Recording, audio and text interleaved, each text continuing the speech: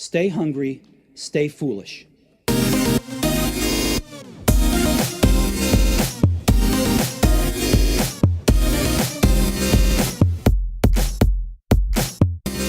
We are constantly in a rush in a high-tech, volatile society. We barely have time to enjoy our lives.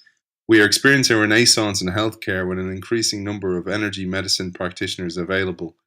We are joined today by energy psychiatrist, author of Positive Energy, an empath and an intuit, Dr. Judith Orloff. Welcome to the show. Thank you so much. I'm glad to be on the show. It's great to have you on the show. And I thought, to give context for our audience, the work that you're doing, when you're an innovator or you're a different thinker, oftentimes because the world is so volatile and everything's moving at such a pace, we barely have time to tune into our intuition, and it's a key part of innovation. And a lot of your work is about awakening intuition.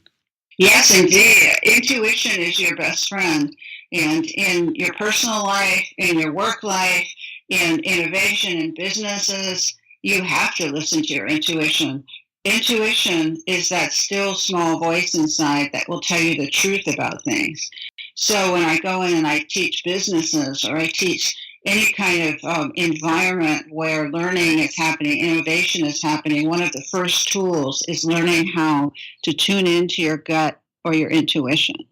And Judith, you do a lot of work with big corporations like Google and companies like this on this, because this is becoming a competitive advantage really for companies. Oh, it is. And I just spoke at Google in Los Angeles, and they are so open to teaching their employees intuition and having a work environment that's conducive to empaths or sensitive people. You know, it's really striking because when you have an environment that is supportive of both empaths and introverts and extroverts, it really creates a creative environment for employees to excel. I thought about this because, you know, when you hear about the term employee diversity, everybody thinks intuitively of, you know, sex or race or color or gender. And what this for me is what diversity is. It's diversity of thought. It's enabling people who aren't the loudest voice in the room, or maybe not the highest paid in the room, but enabling everybody and then being able to access their deeper thoughts and being able to express them in such a way that the company is moving forward with everybody's best self being present. Oh, absolutely. And when I went into Google and I spoke on empaths, who are very sensitive people, but they tend to absorb the stress of the world into their own bodies, so they need quieter environments to really create. You know, they were very open to that, and creating an empath-friendly environment is what we talked about. You know, how do you work in a big corporation and have it be friendly to both the quieter people who are intensely creative and also the extroverts? You're the pioneer of this new field of energy psychiatry. It'd be great to hear a bit about your pathway to it, because you yourself are an empath and intuit, and it'd be great to let our audience know a little bit, to give them context. Yeah, so I'm a psychiatrist in Los Angeles. I got my medical degree at USC. I did my psychiatric residency at the VA hospital in Los Angeles and also at UCLA. So I have really strong conventional medical training, as well as being an empath and an intuitive. And so I combine my conventional medical training with intuitive and empathic skills so that I can see more deeply into my patients. Intuition allows me that, and I use that in conjunction with all of the traditional medical knowledge that I've received. And it's an amazing combination. And that's what I call energy psychiatry in my book, Positive Energy. I thought about this when I was reading the book, that often on this show we talk about creating an environment of psychological safety where people feel safe enough to bring ideas to the table. And when I read your book and your work, I felt, wow, there's way deeper we can go here, because it's not even about creating just psychological safety. It's about creating an environment like you were talking about, like you've done in Google, where people who, you know, a lot of companies try and cut people from the same mold, and they go, oh, leaders want people to be very like them. While if we can access people who are genuine, empaths and quiet and maybe a little bit shy or sensitive, it doesn't mean that there's anything wrong. Actually, they oftentimes can see what's coming around corners where we can't. Absolutely. And everyone who's listening who maybe is more of an introvert or an empath or really sensitive to external stimuli and, really loves more of the small environments where you have meetings with just a couple of people, or you have your work environment, or even your, home, room in your house that you can go to alone, because empaths need alone time. I'm out in the world a lot, and I give a lot of talks and workshops, and I work with patients, but I also need a lot of alone time, a lot of quiet time, because sensitive people, as creative as they are, can go on sensory overload. And sensory overload is when too much is coming in too fast, and it's extremely painful. Empaths have very sensitive bodies and can sense energy. They can sense both positive energy coming from people and negative energy, which can be extremely draining. And so for that reason, empaths need to have certain techniques to help ground and center themselves so they don't take on the angst of the world, which is an important skill set I talk about in positive energy. What I found really interesting, Judith, was you talk about oftentimes we have these preconceived notions, and business does this all the time, and it's nobody's fault. It's just the way the brain works, is that we come to the table with biases because we're born into certain paradigms. And oftentimes we go against our intuition because we follow what the paradigm has taught us. For example, somebody's told, oh, you need to marry an Ivy League person, and they need to have gone to such and such a school, and they need to be a lawyer, and they need to have a nice life plan ahead of them. And then you meet somebody who is the total opposite to that, and your intuition says, this is right for me. And I go against my intuition, go with the Ivy League person, and it ends in divorce or ends in crisis. And I'm just taking that as an example of business, that this happens all the time, that we go so much in face of our gut feeling because we're not tuned into it, because of the things we talked about, techno stress, we talk about information overload, and there's just too many layers on top of our intuition to hear it. That's why I write about how one can develop intuition, even if you're not in touch with it right now. Now, how do you begin to listen to it so that you could make good decisions in your lives? Because so many people look good on paper, and they might sound good, and your friends might like them, and your mother might like them, but they're not right for you if your intuition is saying no. So I teach people to deeply listen to what your gut is saying and let go more of social norms and social expectations and just go for your passion and who is right for you. But you have to learn how to trust your gut. You have to learn how to know what that feeling is when something is absolutely right.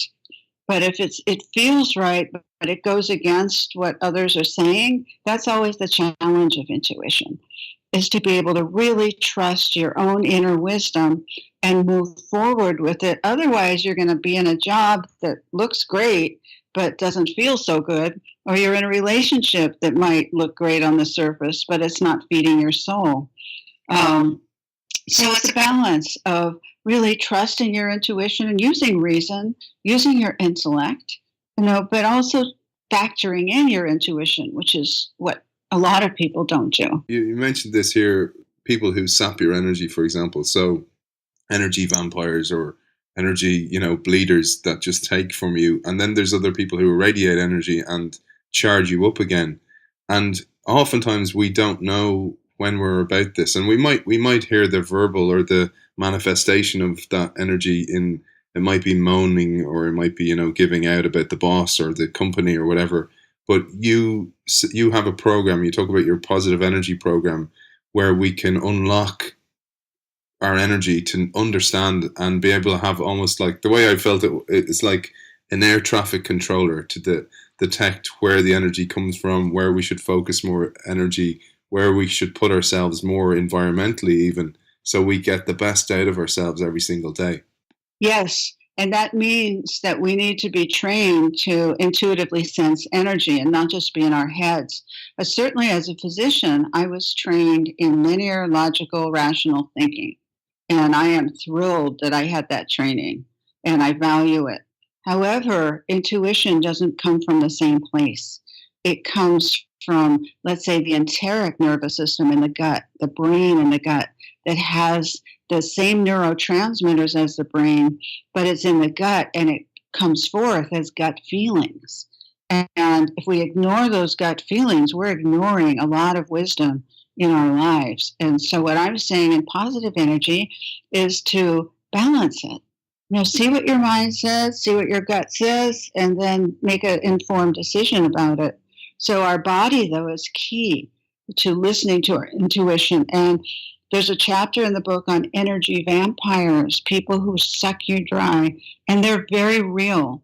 And the way to know if you're around one is to listen to your intuition if your energy goes up or if your energy goes down.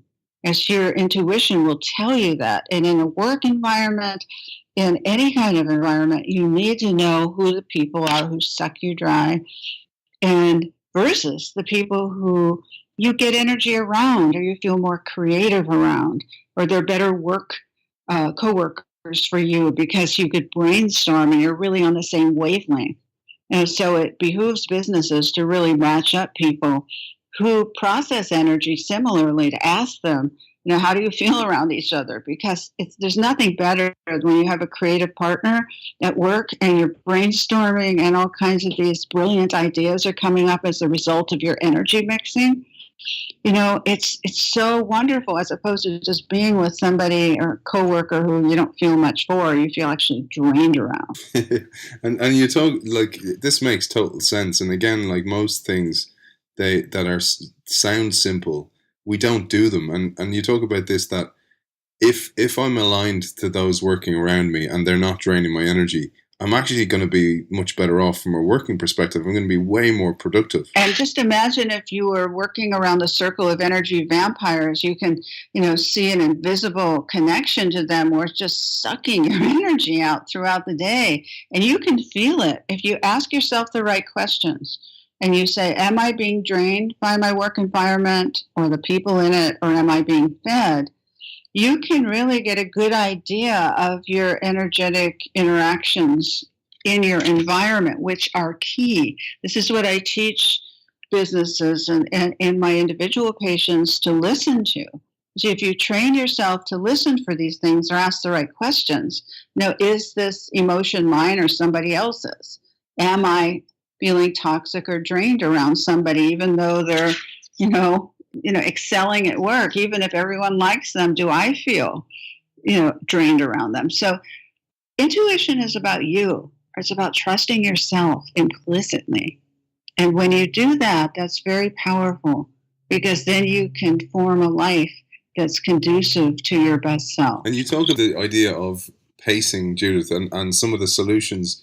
And I thought, actually, even if you're not an empath or an intuit, well, I hope we all are intuitive and we all have actual intuitive sense that's just maybe deeper bedded in for some people. But you give us some solutions of how we can unlock them throughout our workday, for example. It'd be great to touch on some of those. Yes. Well, throughout your workday, if you just take a break for a few minutes, if you have an office and can close the door, that's great. And take a few deep breaths and let all your thoughts just pass by like clouds in the sky, and begin to attune to the stillness within, the quiet self. And you could even ask a question. Let's say you don't know what direction to go with a project.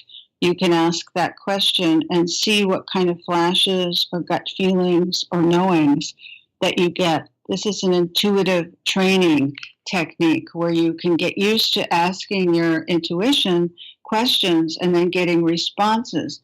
But I've got to tell you that it's not from the head. You don't get responses that are linear, or you don't figure them out.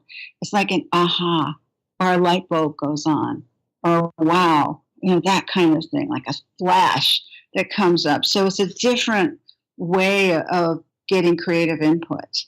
And so if you program your schedule to have those few minutes of quiet time, to tune into your intuition and ask questions, that's great. And then also another technique you can use from the book, which is just experimenting and trusting your gut around people and asking yourself, who makes my energy go up? Who makes my energy go down? And actually standing within, a few feet of them so you can feel their energy more. And just noting in yourself the differences so you could begin to get in the training process of incorporating sensing energy into your perceptions of the world. And you give some great meditations as well, Judith, in the book. And one of the ones that I hadn't come across before was the one where you say just to touch in between the center of your eyebrows, and as a short meditation that we can do during our workday. Yes, that's your intuitive center in the ancient chakra system. The area between the eyebrows is the sacred center, or the intuitive third eye. It's named the third eye because it's different than your physical eyes. It's your intuitive eye.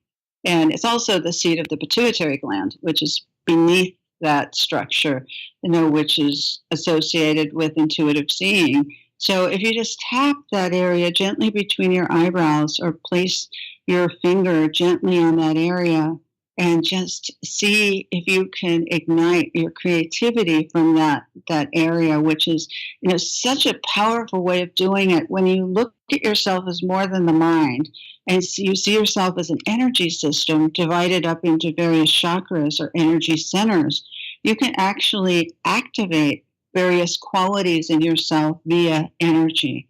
And what you described is just one way where you can tap your area between your eyebrows, or just hold it very gently and just see what comes. A lot of times people start seeing purple inwardly, because that's the color of that area, and it's so beautiful.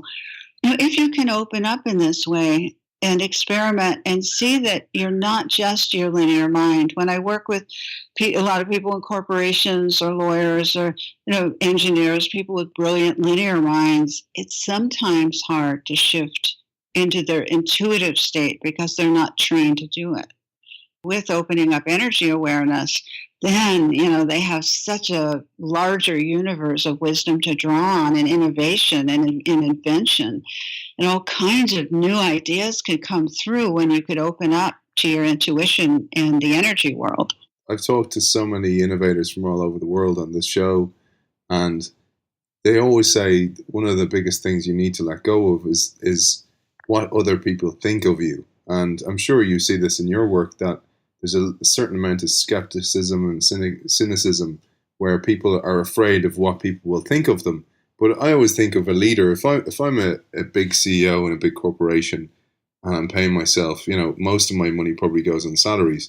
I want the best version of my people to show up to work every day, because I want them to feel secure. I want them to feel 100%. And to your point there, I want them to make the most holistic decisions they can make for the betterment of the business, but also for their own lives. Yes. And you want them to be happy employees. And that's one thing I was struck with at Google. They had these silent places that you could go. They were called silent phone booths, where you can actually close yourself in and be quiet, away from the hub of everything that's happening. So they acknowledged the necessity for quiet. They didn't have it everywhere, but they did have a place to go, and they had roof gardens that you could go to and have space and have sky. And they had surfboards where people could go surfing. This is in Venice in Los Angeles. And just to go surfing, if that's what their creative process was, and if their team wasn't meeting, they encouraged them to just have free activities and work wherever they are. And they also had another great idea there, where they had a rule where you can't come into work sick, which is so smart. Because they pay employees to stay at home when they're sick so they don't spread germs around, which really creates positive energy, and most workplaces don't have that yet. That segues nicely into workaholism, because this is a huge problem in our society. Where, take for example Google, there you could have a corporation where they have surfboards or they have quiet zones, but the culture of the organization doesn't allow anybody to go there because they're seen as slackers. And it's one of the big problems we have in our society today, and I'm sure you see it the whole time in your work, where people's energy is just depleted. They live in this tired, joyless state. And you talk about ways we can unlock workaholism and also how we can identify the signals of it. Yes, workaholism is like alcoholism, but with work, where you just can't stop working. And you work at the detriment to your physical, mental, and spiritual health. All right, there's nothing wrong with being passionate at work and getting swept up in the creative energy of a project, but workaholism is something that can make you sick. And so you have to know the difference between passion and workaholism. And oftentimes, workaholics don't know how to play. They don't know how to take a break or go out in nature, which is so nourishing, for empaths and for sensitive people, but for all people to have a technology fast. Turn off your cell phone. Go into the woods. Go take a walk somewhere. Know that there's a larger reality than just your cubicle that you work in or your office.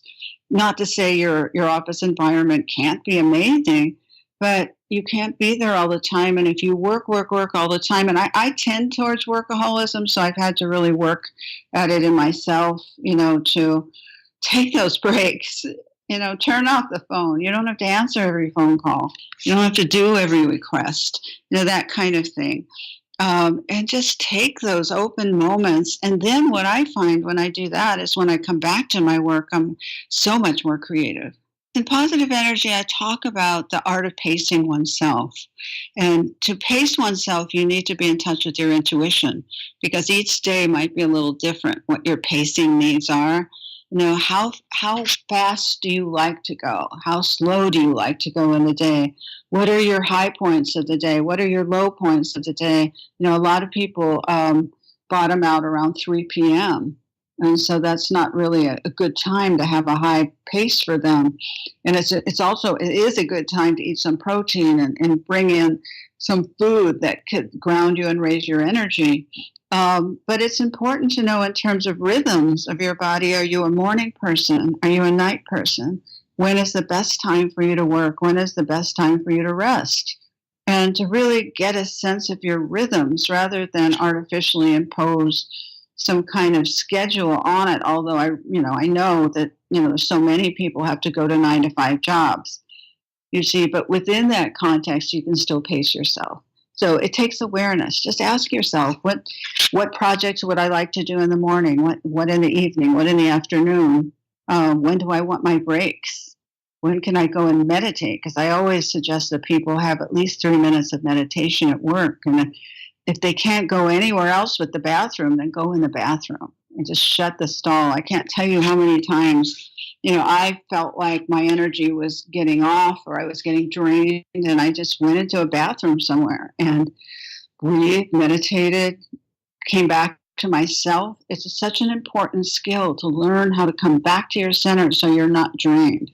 It's funny, isn't it? Because, again, we pay people to be really productive, yet if we incorporated these skills into people's day, we'd get way more out of people. And as you say, they'd be happier, and happier people are more productive.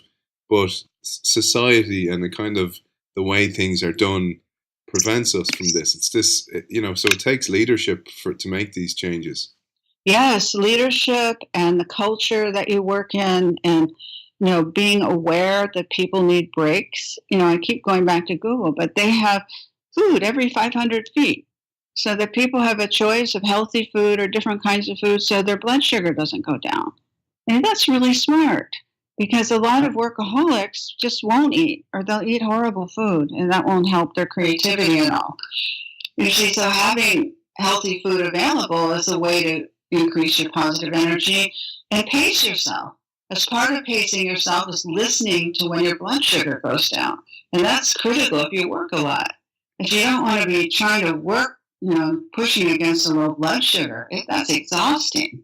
So it's awareness of your body is what I talk about in positive energy. And how can you be aware of your body's needs, while going to whatever work environment you go to, or during your day if you have children, or if you have many things to balance. 'Cause I know that if I don't have fierce time energy management, I'll get exhausted.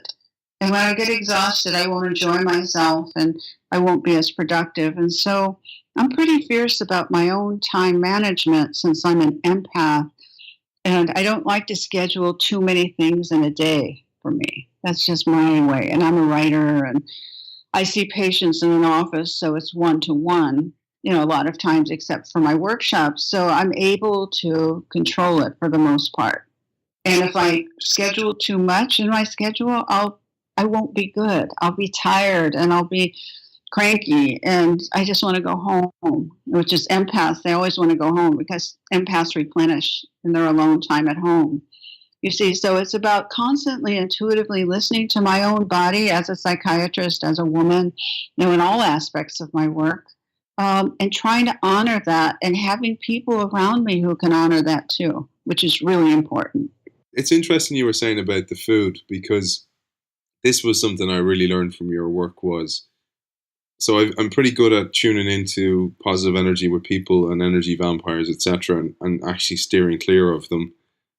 But the one I didn't realize was actually you can apply that to everything. And you talk about doing this from work, doing this from food, and doing it from the gym. And the food and gym to me were really interesting because I never thought about this as actually what foods energize you. And that makes sense when you say it. But when you actually tune into it and you talk about even keeping a diary and go, how did that food make me feel after I ate it? Did it set off or trigger a craving?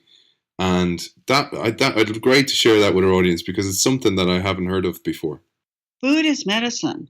And so what foods you put in your body have a great effect on your energy level, your clarity, and your happiness. And there's a section on positive energy where I talk about being mindful of the foods that you put into your body. As if you want to have a productive day or you want to have a great day, then it makes sense you have to put great foods in your body rather than horrible processed foods or lots of sugar to get artificial energy, and you have these kind of spikes and crashes, which is not what you want your mood to be. And so to find the foods that actually make you clearer, make you feel better, make you grounded, and you could sense positive energy foods and negative energy foods. You could look at, let's say, a supermarket tomato.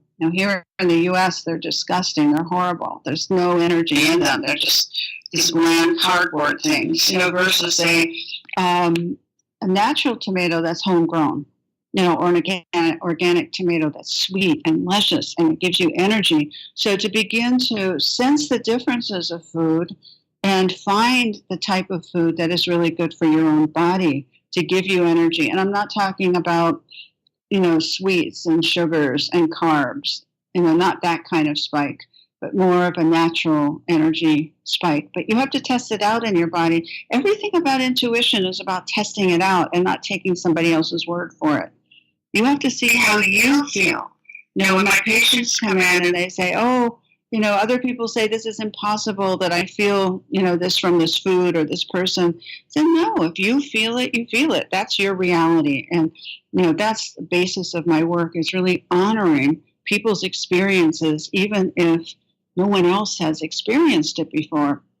Because I can't tell you how many times I've heard in my own life, well, you're the only one who's ever experienced this, as if that was demeaning my experience. It's so frustrating. Yes, maybe I am the only one, but still it is my experience. It's important to value your own experience and the experiences of others. That honors them. So when it comes to food or people or work environments, you have to tune in intuitively to your own experiences, but you have to value them. Now, if you second guess yourself, or if you say, oh no, maybe I won't listen, then you'll pay a price. And sometimes that's how people learn, where they don't listen to their intuition.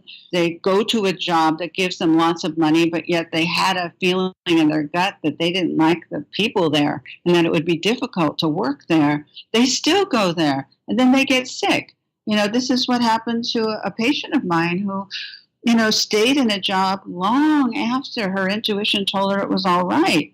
And she wanted to become a real estate agent. She was, in some job, 9 to 5 job that she wasn't happy with. She wanted a freer life, but she didn't listen, and she ended up getting, an illness that she had to recover from, and that gave her the impetus to leave the job.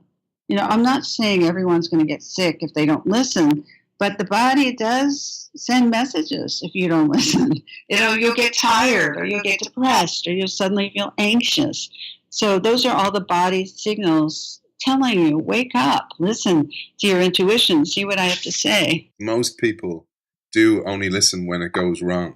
They don't have the foresight because we don't know, and nobody teaches this. And this is why I think your work is so important. Nobody teaches this, and it's not seen as okay, or it's seen as a little bit out there to be thinking that way. And I truly believe we should be teaching kids this. We should be teaching society it's okay to think that way. There's nothing wrong with it. In fact, it's a competitive advantage if you do think that way. And I thought about this. There's a Dalai Lama quote, and I'm not quite sure how it goes, but it basically says that man spends all their life making money and then retires and spends all their money on getting themselves healthy again because they've made themselves so sick. And I thought about it's true. It's so true, and it's like your friend. It's like there's a term called the fur-lined mousetrap. We're just going around the mouse on the wheel, and it's fur-lined. It's comfortable. It's going nowhere, and we're getting sicker and sicker, and unhappier, and that's the cycle we're stuck in. Yes, well, what I've seen with some of my patients is they get stuck in that cycle, but then they get sick, and that gets them to listen. So it takes a crisis, in the Chinese ideogram, crisis is opportunity. It takes a crisis for people to listen. And what I'm trying to say, and how I want to educate my patients and everyone, is to don't wait for a crisis. Listen now. Everyone who's listening to this show, listen now. What is the best job for you? What is the best person to be with? What is the best vacation to take? What is the best, meditation practice to use? Whatever resonates with you, know yourself, value yourself, and ask yourself these questions. It's so important because time does pass quickly, you see, and it's how you use your time that is key. To me, time is the most critical element. I want to use my time well. It's the one button that can be pushed in me that I could get triggered if somebody's wasting my time, or if it's, not a good use of my time and people are asking me to do that. And I won't usually, I'll listen to my intuition and try and spend my time in ways that resonate with me. Because at the end of my life, I don't want to say I was stuck in an office working, 16 hours a day. That's not what I want to see when I look back. I want to see a happy person who spent time with people I love and spent a lot of time in nature and was very creative in my writing work and helped people, was of service. I'm pretty much aligning my work with my values. And that's important to me. I don't want to deviate from that because I'll suffer. Yeah, I love that, Judith. And you said there about, your writing, for example. And one thing that really resonated with me when I was reading the book was you talked about somebody may be in a job and they may be on that fur-lined mouse on a wheel and they can't get off because they are so well paid. But they can find hobbies that align with their values and they can unleash creativity that way. Yes, and they could find, areas of nature they resonate with. Nature is so creative. Just look up at the night sky. Don't forget to look up. Don't keep looking right in front of you or looking down. Notice that you're a part of a greater universe. I mean, wow. When you look up there, it's mind-blowing. Don't forget that. It's not just you and your life. It's you and your connection to the cosmos that is active and alive every day if you can expand your awareness to include it. And intuition means being in tune with your own body and in tune with the earth and in tune with the greater realities. That's why it's so exciting. It's not just your puny little mind, it's everything. You talk about this idea of unleashing creative energy and the benefits of that. And I love this term you used. You talk about keeping an inspiration inventory. Yes, what inspires you? Take an inspiration inventory. What truly inspires you? Not it has to be authentic. What truly inspires you? Maybe nothing does. I don't know. But then you could look around, and maybe the little things will inspire you. Like you had mentioned, the ducks that live in front of my house, they inspire me. They're amazing. They're just amazing. And to be able to begin to rekindle that flame of creativity and intuition inside where you can feel something stir. You're not dead. Nobody's dead, no matter what they've gone through. You might feel a little numb. You might feel a little stuck in your head, which can be like a prison to be in your head with your thoughts. But it doesn't mean that you can't ignite that part of you when you were a child that would run around and, look under bushes and, go play hide and seek and have fun.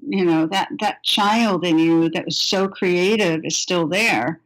But sometimes it gets over intellectualized. And so the importance of positive energy and why I wrote Positive Energy was to, have adults reclaim that in themselves. It's never too late. I work with people of every age. I had a 90-year-old woman come in who wanted to get in touch with her intuition. So whenever the time is right, you go for it. But I hope this conversation can really inspire people. If you're feeling a little dragged out by your job or a little in a rut and things aren't so inspirational, to take another look inside and rekindle that flame and take your inspiration inventory and get out in nature and do something outside your routine that you usually do. Listen to your intuition. Go turn left instead of turning right on the way to work, if that's what your intuition says. Don't talk yourself out of it. See if you avoid an accident. Just begin to play in that realm so you have more fluidity in your life, so you're not in a straitjacket. So many people are in straitjackets in their life because they have so many obligations. And yes, you have to take care of your obligations, but in addition to that, you can tune into your intuition and kind of create a more fiery life. You certainly have done that, Judith. The book is fantastic, and we haven't even gone through so many of the prescriptions. You talk about sleep in there, you talk about even your choice of gym and how that space needs to energize you, etc. It's been an absolute pleasure talking to you, the pioneer of energy psychiatry, author of Positive Energy, an empath and an intuit, Dr. Judith Orloff. Thank you for joining us. Oh, thank you. It was delightful spending time with you.